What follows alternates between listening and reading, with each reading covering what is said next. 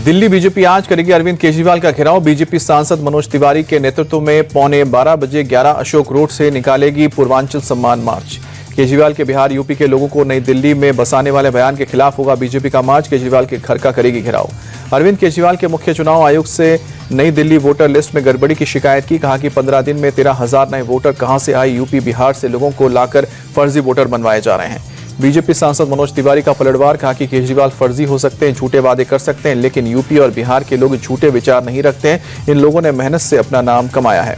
UP और बिहार के लोगों से नफरत करते हैं केजरीवाल। दिल्ली बीजेपी अध्यक्ष वीरेंद्र सचदेवा का अटैक। बीजेपी अध्यक्ष जेपी नड्डा बोले, यूपी बिहार के लोगों को फर्जी वोटर बता रहे हैं केजरीवाल। दिल्ली की जनता इस अपमान का बदला जरूर लेगी। बिहार के डिप्टी सीएम सम्राट चौधरी ने अरविंद केजरीवाल पर लगाया 2019 बीच में बिहारियों को दिल्ली से भगाने का आरोप। पूछा कि केजरीवाल पूर्वांचल के लोगों से कब माफी मांगेंगे। सम्राट चौधरी ने किया दावा, दिल्ली के चुनाव में पूरे पूर्वांचल के लोग अरविंद केजरीवाल को सत्ता से बाहर करने का काम करेंगे।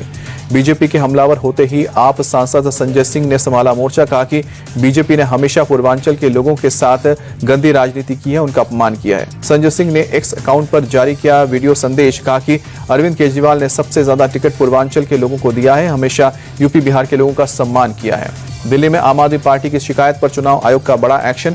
नई दिल्ली से बीजेपी उम्मीदवार प्रवेश वर्मा के खिलाफ दिए जांच के आदेश।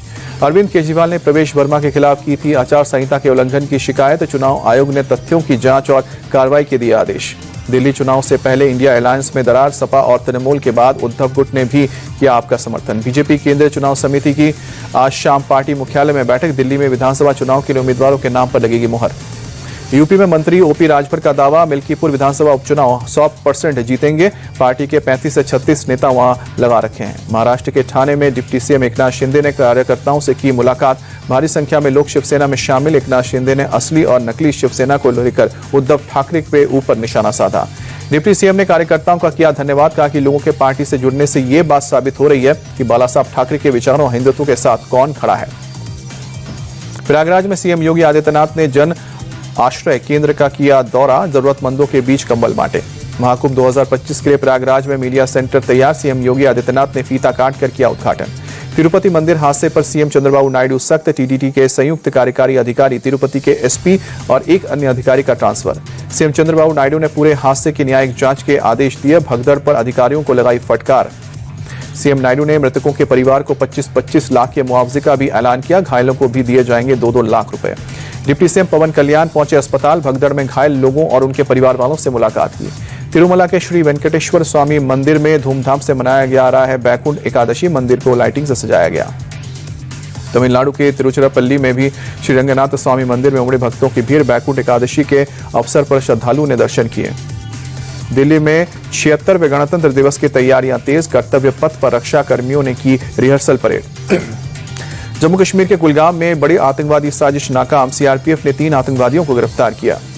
सुरक्षा बलों ने आतंकवादियों के पास से भारी मात्रा में हथियार, गोला बारूद जब्त किए। सभी आतंकवादी लश्कर ए तोयबा के स्थानीय संगठन टीआरएफ के मेंबर। मेरठ के स्वेल गार्डन इलाके में एक घर से एक ही परिवार के 5 लोगों के शव मिले। एक ही कमरे में मिली है लोगों की डेड बॉडी। पुलिस के मुताबिक पति मोइन का शव बेड से बंधा था, जबकि पत्नी आसमा और एक बेटी का शव बेड के अंदर मिला। 2 बेटियों के शव बोरे में मिले थे।